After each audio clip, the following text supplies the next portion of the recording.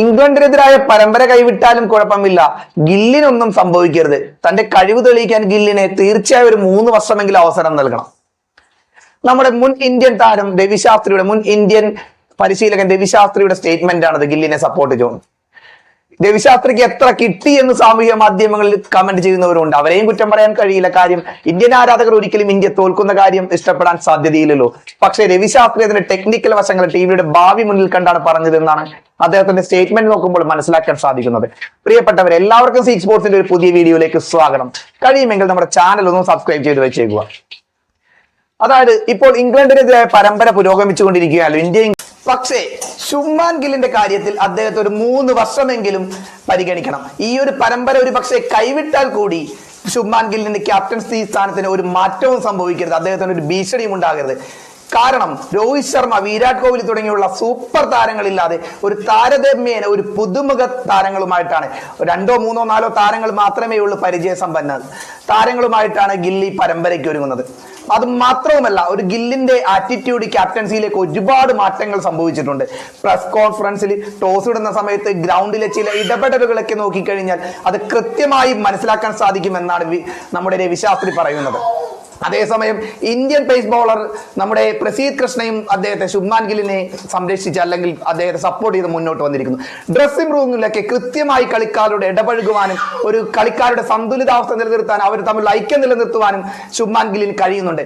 ഗ്രൗണ്ടിലാകട്ടെ ഓരോ ബൗളർമാർക്കും വേണ്ട ഇടവേള കൊടുക്കുവാനും അവസരം കൊടുക്കുവാനും ശുഭ്മാൻ ഗില്ലിന് സാധിക്കുന്നു.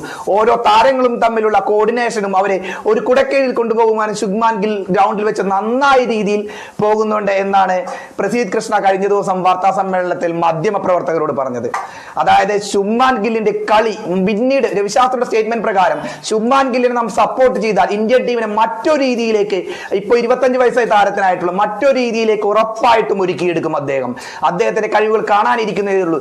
ഇന്ത്യയെ വെല്ലാൻ മറ്റൊരു ടെസ്റ്റ് ടീം ഉണ്ടാകില്ല എന്നാണ് രവിശാസ്ത്രിയുടെ നിഗമനം. ശുഭ്മാൻ ഗില്ലിനെ വളർത്തിയെടുക്കുകയാണെങ്കിൽ ശുഭ്മാൻ ഗില്ലിന്റെ കീഴിൽ ഒരു മികച്ച ടെസ്റ്റ് ടീമായി ഇന്ത്യക്ക് വളരാൻ സാധിക്കുമെന്നും അത് പിന്നീട് ഇന്ത്യയെ തോൽപ്പിക്കാൻ മറ്റൊരു ടീമിന് ആകുമില്ല എന്നാണ് രവിശാസ്ത്രി പറയുന്നത്.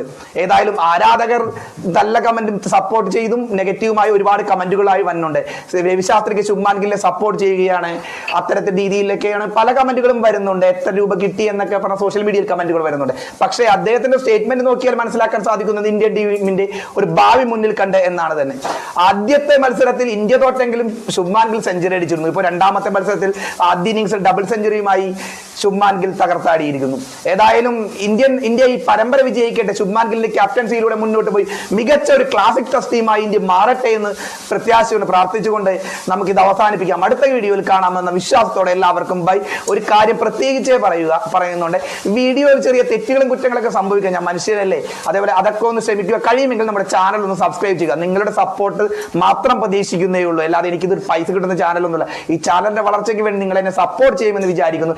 എനിക്ക് ഏറ്റവും ഇഷ്ടപ്പെട്ട ഒരു 90s ക്രിക്കറ്റ് കളിച്ച് വളർന്ന ആളാണ് ഞാൻ. അതുകൊണ്ട് എനിക്ക് ഏറ്റവും ഇഷ്ടപ്പെട്ട ഒരു ഗെയിം ക്രിക്കറ്റാണ്. ഫുട്ബോളിനൊക്കെ ഒരുപാട് സ്നേഹിക്കുന്നു, പക്ഷേ അതിലും കുറച്ചുകൂടി കൂടുതൽ, ഫുട്ബോളിനൊക്കെ ഒരുപാട് ഇഷ്ടമാണ്, പക്ഷെ കുറച്ചുകൂടി കൂടുതൽ ക്രിക്കറ്റിനെയാണ് ഇഷ്ടം. അതിന്റെ പേരിൽ നിങ്ങൾ സപ്പോർട്ട് ചെയ്യുമെന്ന് വിചാരിക്കുന്നു. നല്ല ആരോഗ്യകരമായ കമന്റുകൾ നിങ്ങളുടെ ഭാഗത്തുനിന്ന് ഉണ്ടാവുമെന്ന് വിശ്വസിക്കുന്നു.